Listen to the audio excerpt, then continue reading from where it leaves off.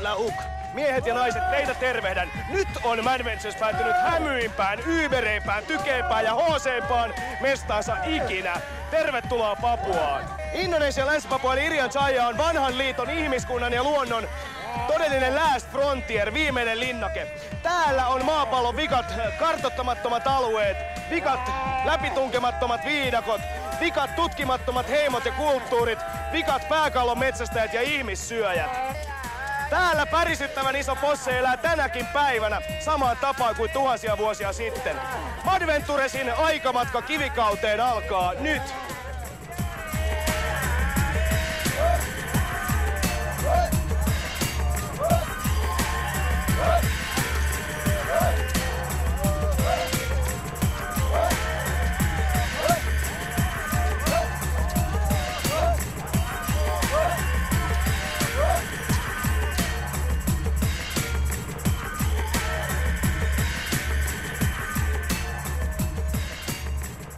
Otettiin flygari Keski-Papuan pääkaupunkiin Wamenaan ja aloittaa reissu täältä ylämailta Baliemin laaksosta.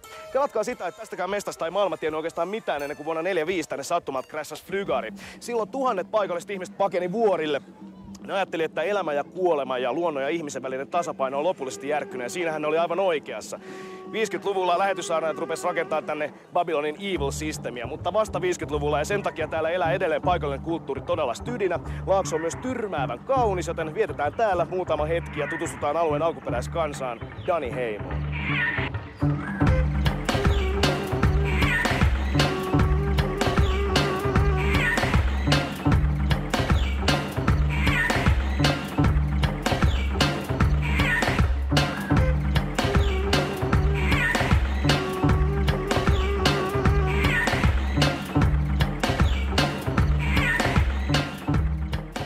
Länsi-Papuan eristyneisyys kertoo se, että täällä puhutaan ilmeisesti jopa 700 eri kieltä. Saman verran on heimoja tai klaaneja, jotka on taistelleet toisiaan vastaan läpi historiaa. Ja sanotaan, että tuolla viidakon kätköissä käydään edelleen verisiä heimosotia. On jaleja, asmatteita, korovaita, kombaita, mutta näiden vuorten merkittävit posseja on lanit ja danit.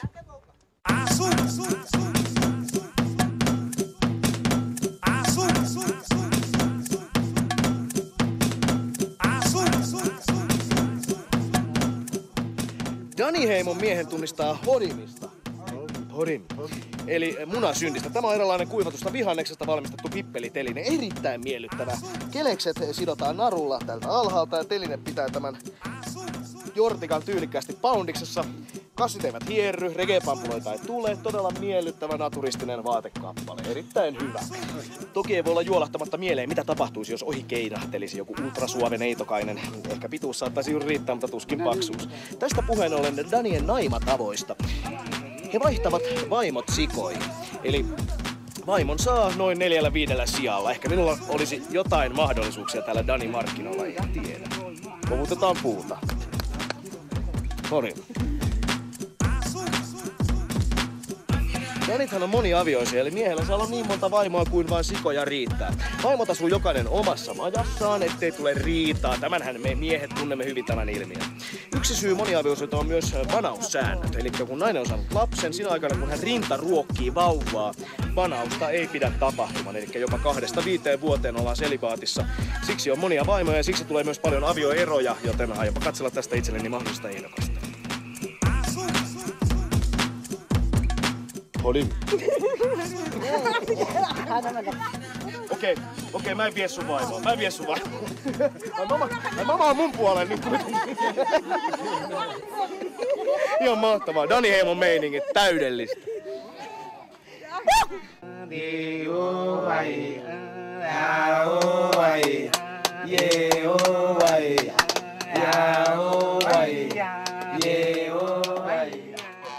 Niin, Länsi-Papua on todellakin kaikkien kansainvälisten seikkailijoiden, tutkimusmatkailijoiden ja tiedemiesten the ultimate destination. Mutta mikä tekee Irian Jayasta maailman hooseimman tontin? 2 asiaa. Luonto ja ihmiset. Luonto on koskematon ja paratiisille, mutta samalla myös vihamielinen. Loputtomia soita, jäätäviä ylänköjä, läpitunkemattomia sademetsiä, täynnä trooppisia kulkutauteja ja myrkyllisiä vittupäiviä. Ihmiset taas on maailman viimeisiä sissejä ja meille ainoa todellinen kontakti unohdettuihin juuriin, meidän omaan menneisyyteen, alkuperäiseen ihmisyyteen. Ei ole siis mikään ihme, että monet viidakon asukkaat haluaa pysytellä tuntemattomina jatkossakin. Tonne Papuan perukoille viranomaisilla ei ole mitään asiaa, eikä tietyille alueille kellään muullakaan. Rauhan häiritsijät tapetaan ja syödään. People from Kombai kill and Kowai people eat. Also this cooking milk, cooking fire, then eat. Then now I just take to Atma, then bone cage is here.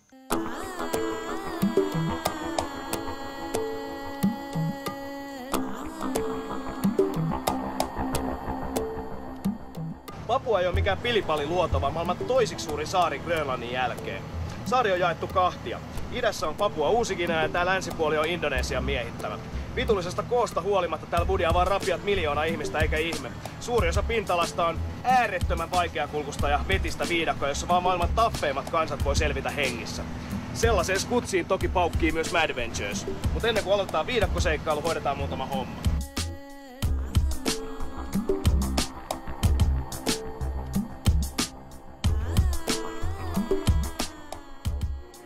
Vamenan aamutori. Tänne paukkii kylistä Dani ja Jaliheimon edustajat lähialueelta blisaamaan kanoja, sikoja, vihanneksia, hedelmiä. Kaikkea mitä tarvitaan viljelyskamaa. Ja täältä myös Madventures poistaa retkikunnan tarvitsemat esineet ja tärkeimpänä viidakkorööki.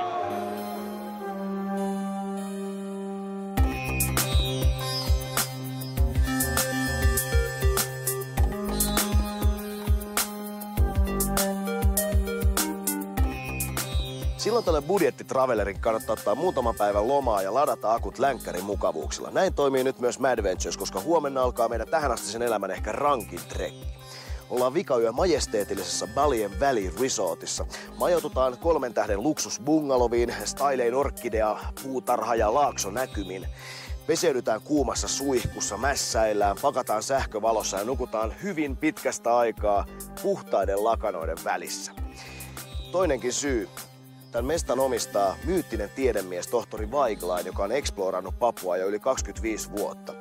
Täältä me saadaan siis parhaat oppaat ja paras ammattitaito, jotta päästään ehkä joskus myös viidakosta back.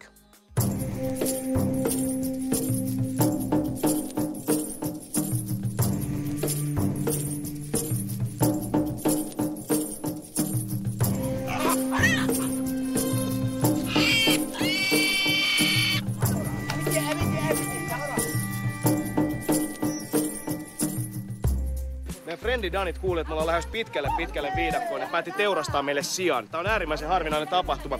Normaalistihan Danien ruokavalio koostuu lähinnä bataatista. Siat on tosi arvokkaita. Esimerkkinä, jos aviorikos tapahtuu, joutuu syyllinen maksamaan kärsineille osapuolelle jopa 30 sikaa. Se saattaa olla jopa satoja euroja. Näille siis järjettömän iso raha. Nyt on sika teurastettu. Tossa kaltattu nuotiolla. Ja tällä hetkellä sitä viritellään tuonne vihannesten sekaan hautumaan.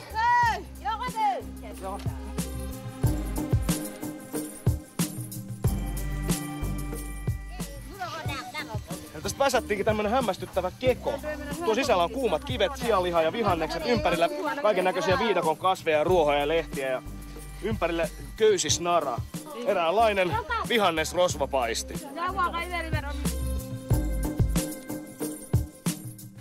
Pikana kuopasta nousee imbri eli sweet potato eli suomeksi bataatti. Tuoksuu todella hyvältä.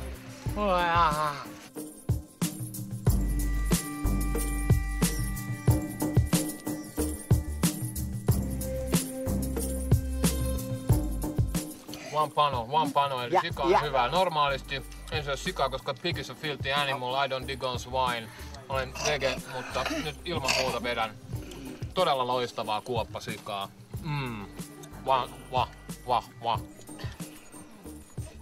Imbria. Nämä onkin pikat lugaalimätöt pitkään aikaa, jos edes tullaan elävinä back. Me jäädään tänne nyt Danien kanssa sikajuhlille, jatketaan myöhemmin.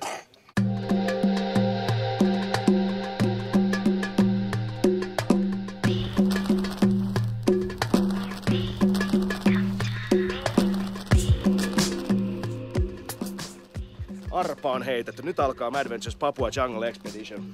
Pläni on tässä. Vuokrattiin lähetyssaarnaalit Flygari Cessna lennättää meidät Vamenasta syvälle sademetsään Korova- ja Kombai-heimojen alueelle. Toivottavasti ei osuta keskelle kähinöitä tai törmätä pääkallometsästä. Ei muuten voi tulla viimeinen makumatka maailman yrittäviin keittiöihin Mad Cook, jossa itse olemme pääruokalajina. Retkikuntaan on liittynyt kokki Hitun ja kuruttava opas Jesa ja ei muuta kuin menoksi. Kuski on jo valmiina.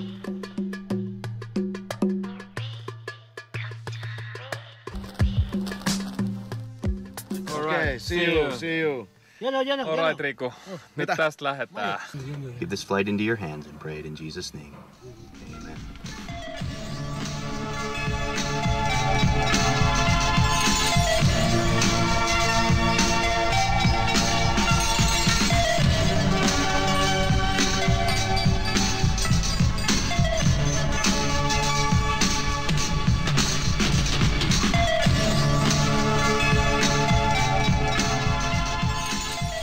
Pastori Dave teki tyylikkään ja onnistuneen laskun Jungle Airstripille tänne viidakkoon niitetylle radalle. Ja nyt lentokone lähtee takaisin, me jäädään tänne.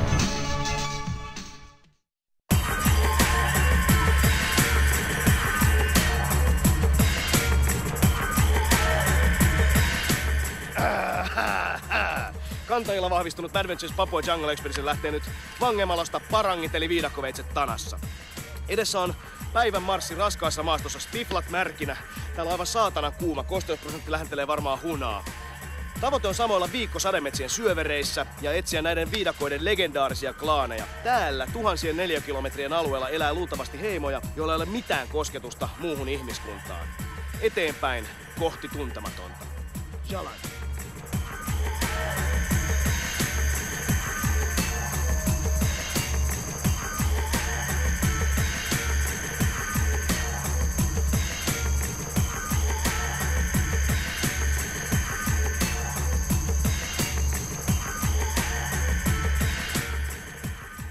Ollaan päivä kävelty. Tuolla on ensimmäinen puutalo, Korovai-kylä. Katsotaan, sinne lähetettiin tiedustelija, päästäänkö tästä läpi vai pitääkö ottaa joku toinen reitti. You think like... Yeah, people here here in Anglia, we go this way. No, you go this way. Yeah. You go, okay, come in, okay, yeah. Okay. Go with it.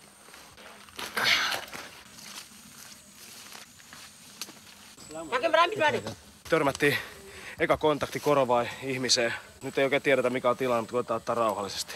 It's okay? It's okay. Okay. Nyt äijä on erittäin kuumottunut kun me tullaan, mutta röökistään tykätään, se meillä on lahjoina aina mukana. Ei digannut. Wah. Apa jadi sini baca apa? Good. Manov. Friend. Ya, this Korovai is Manov.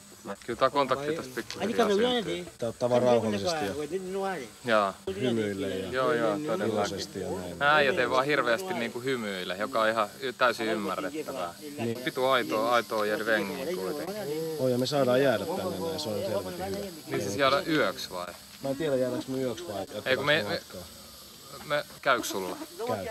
Joo, siis homman nimihan on se, että on jengiä metsässä, sen takia me ei voida jatkaa. Näin mä käsitin. No niin se taisi ollakin joo. Eli tulee nuolta päähän, jos jatketaan. Joten jäädään tähän vähäksi aikaa ja sen jälkeen jatketaan matkaa.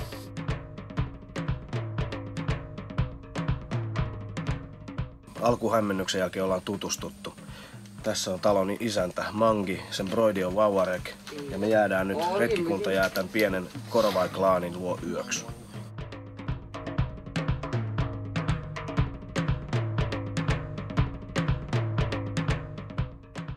Tämän alueen isoin heimo on Korovai. Korovait on metsästäjäkeräilijöitä ja siksi niillä on aina jouskari pykälässä. Kaikki duunataan luonnon materiaaleista. Kledjut, aseet, kämpät, kaikki. Yksi lähetyssaarnailta saatu veitsi ollaan nähty. Kaikilla klaaneilla, niin kuin tällä Joninborolla, on omat reviirinsä, jota vahditaan mustasukkaisesti. Toisten mailla metsästys, safkan keräily tai naisten nussiminen ovat raskaita rikoksia, joista seuraa klaanien välinen sota. Siksi Korovait on suhteellisen skeptistä porukkaa ja budiaa seifisti korkeissa puumajoissa.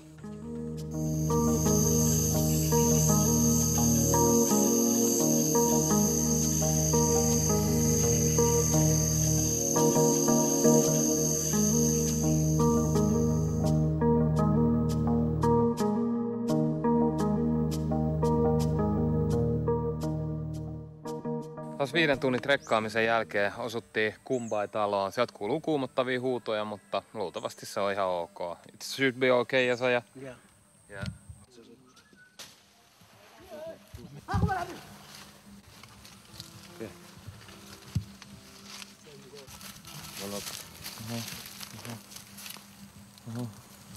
Ihan iisisti vaan.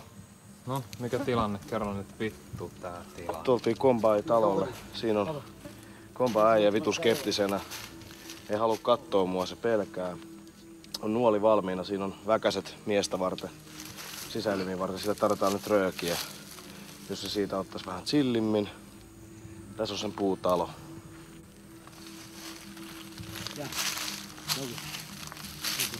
Eli meitä ei oteta tänne vastaan. Meitä ei oteta tänne vastaan.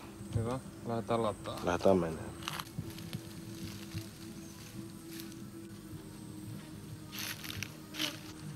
Kamera nyt vittu ihan oikeesti, lähdetään menee. Okei, lähdetään. Alright.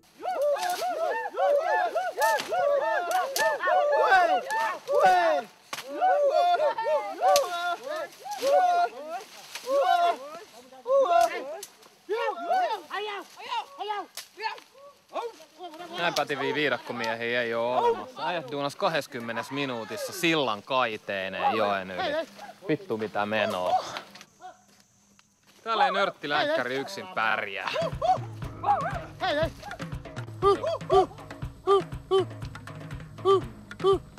Näin soundeja tehdään tiettäväksi, retkikunta on tulossa. Me ei taaskaan tiedetä, mitä jengiä tuolla on ja mitä ne meistä kelaa. Täällä harrastetaan edelleenkin kannibalismia. Esimerkiksi tää meidän kuumottaja-kantaja, herra Jambo, on syönyt 2 kertaa ihmisen, samoin yksi toinen kantaja. 3. on ollut messissä ottamassa kiinni tyyppi, joka sen faija loput skruudas. Tää kaikki on tapahtunut vuosikymmenen sisään. Ihmissyönti ei kuitenkaan mitään sunnuntaipäivällistä touhua, vaan sotahommaa. Kun tapetun vihollisen skruudaa, saa haltuunsa myös uhrin voiman ja viekkauden. Naiset imoilee vihollisen pippelit ja miehet popsii pillut. Sitä paitsi ihmisliha on kuulemma helvetin hyvää. Onko näin, en tiedä. Vielä. Jes, se oli siinä. Okei.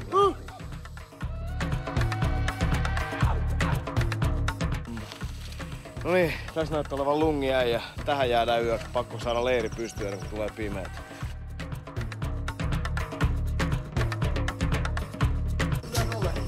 Talon isännälle tarjotaan tietenkin ensimmäiseksi hatsit.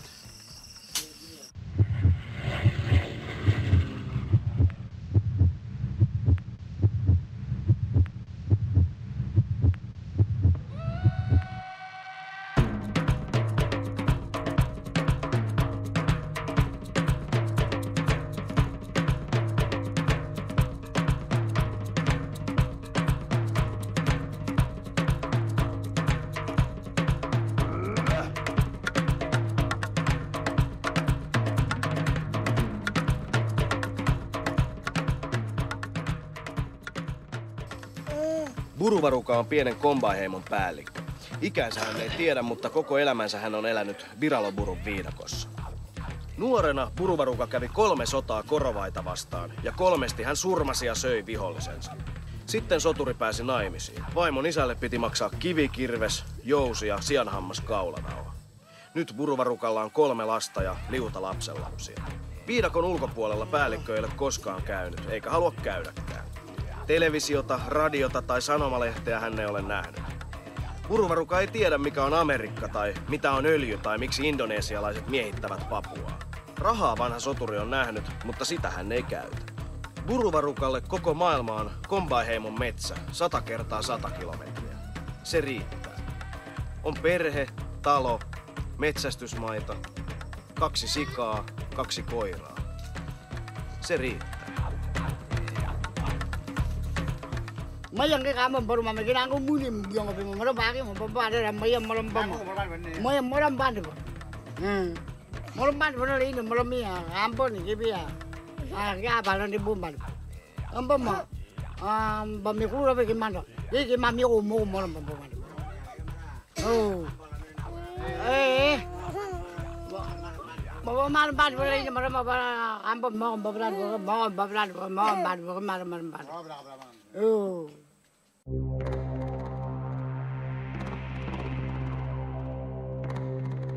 Also combine, also eat. Kill, also eat. Sometimes kumbai eat kumbai. Combine, eat, combine. Korovai eat korovai. Yeah. The problem also people go, They like that. Is it good meat? good meat there. They say good. Yes, nice there.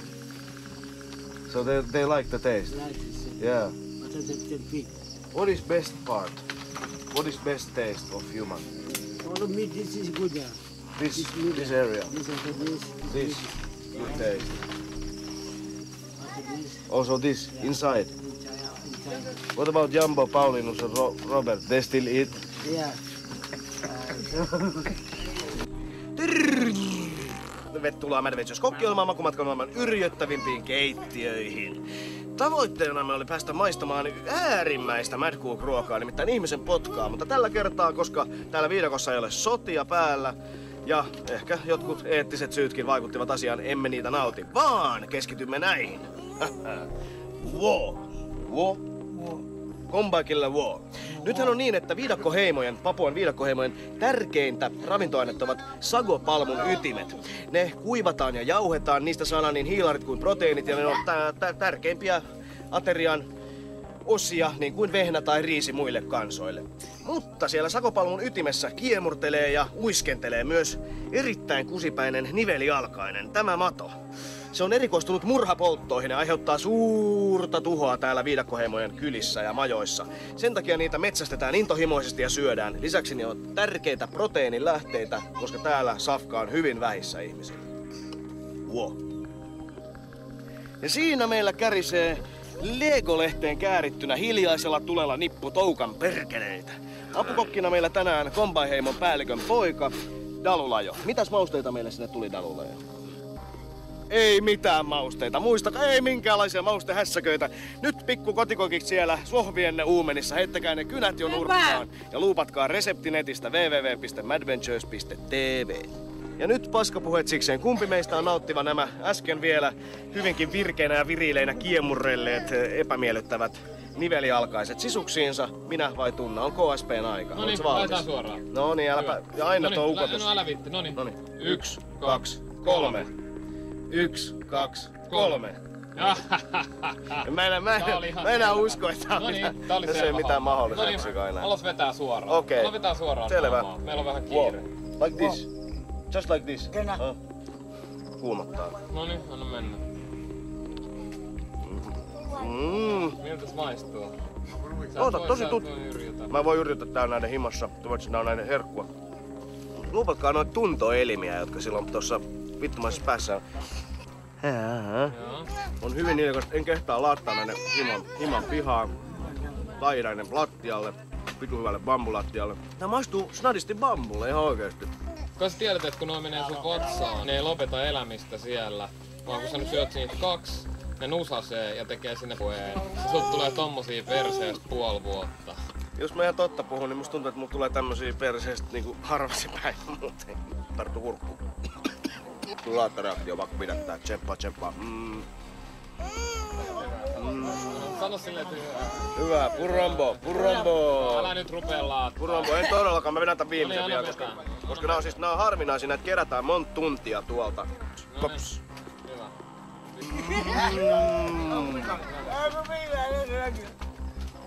Siinä oli Siinä oli Kombai ja Korovai-heimojen viidakkoklaanien paras herkkuruoka. Helvetin hyvää. Vähän nyt valehtelen tässä, olen vieraskorea, mutta se oli se. Mad Cook kiittää ja kuittaa, jatkaa matkaa viidakkoon. Nyt lähtee reggae-pamppulat.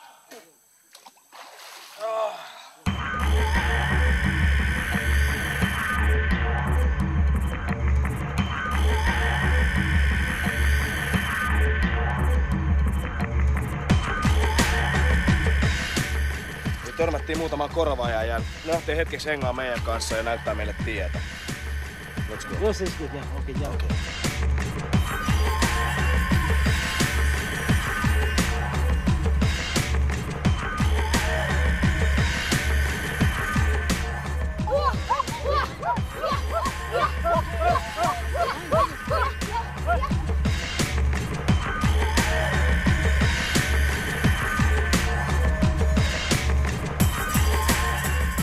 Yhtäkkiä päästiin viidakon keskellä olevaan vitullisen kokoiseen Kombai-kylään. Tämän mestan nimi on Dema ja sen on rakennattanut lähetyssaarnaajat, jotka halus ihmiset pois viidakosta ja niille vaatteet päälle, ettei kristittyjen Jumala suutu. Täällä on ehkä muutama 10 bambumajaa, mutta monet perheet on muuttanut takas viidakkoon, koska ne on digannut enemmän perinteisistä elämäntavoistaan.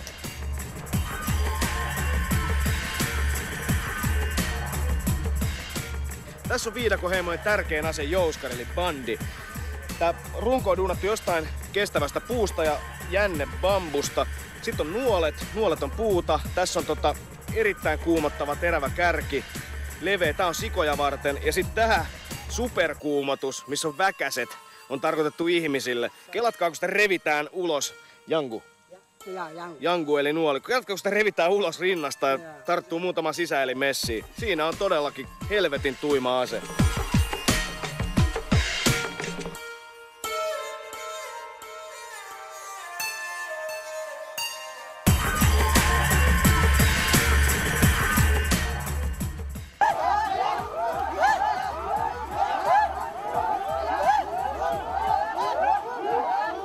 Nyt kävin Adventures Papua Jungle Expeditionilla pulla.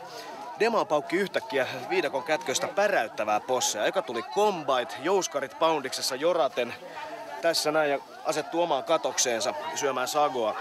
Ja heti perään korovaisoturit hyökkäs perheinen ja asettu omaan majaansa tonne noin 100 metrin päähän, ettei tulisi riitaa. Jengi on vaeltanut viidakon syvyyksistä jo about viikon. Ne on matkalla parin päivän päähän Uninin kylään pitää seremoniaa. Ne on privaattibileet, niihin meillä ei ole mitään asiaa. Ehkä ihan hyvä niin, koska mä huomasin muutaman heimolaisen jo luuppailevan meikäläisen potkaa hieman arvioimasta.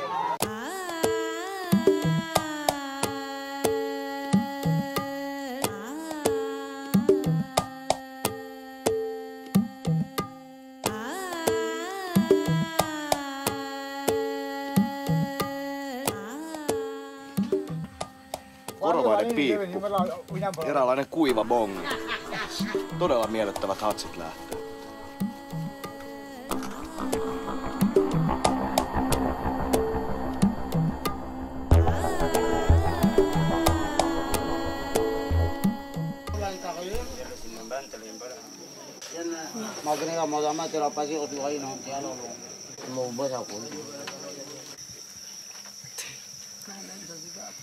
Puru Rambo.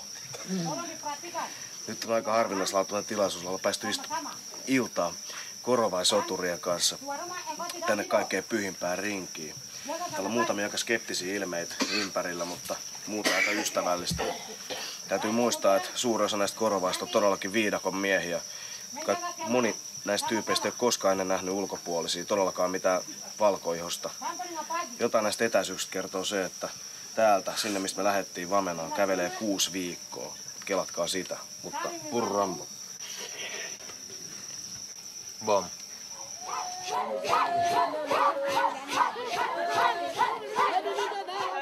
Kumpaan puolelle vedetään sotatansseja. Joku se saa aikakoneessa. Psykedeellinen fiilis. Nyt ollaan kaukana kotoa. Sotatanssit on kaikunut läpi jo kello 7 aamulla vuonna 2004. Heimot jatkaa nyt Exodusta syvemmälle viidakkoon. Niin tekee myös Adventures, mutta otetaan olosuhteiden pakosta toinen suunta.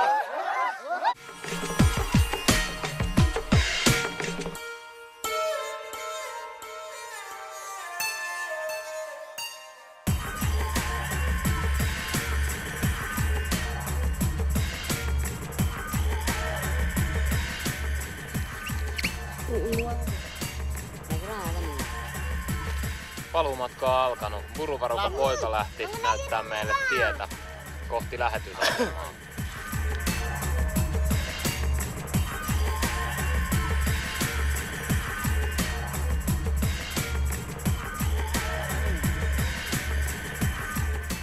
Viimeinen etappi, viikko viidakossa. Kalusto kesti, miehet kesti, vittu mikä reissu.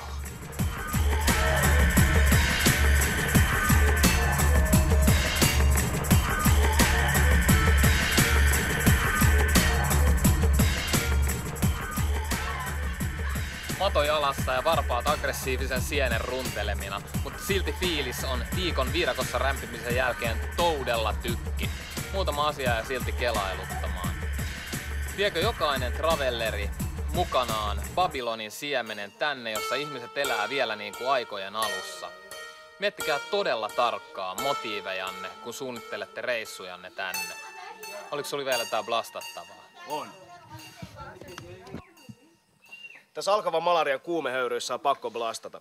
Juuri nyt Papua riistää indonesialaiset töykeät miehittäjät ja ylikansalliset metsä- ja kaivosyhtiöt miljoonien fucking dollarien päivätuotoilla. Paikalliset ihmiset riutuu köyhyydessä ja samalla luonto ja nämä hauraat kulttuurit tuhoutuu päivä päivältä. Älkää te olko riistajia travellerit. Muistakaa vastuunne tai jääkää himaan.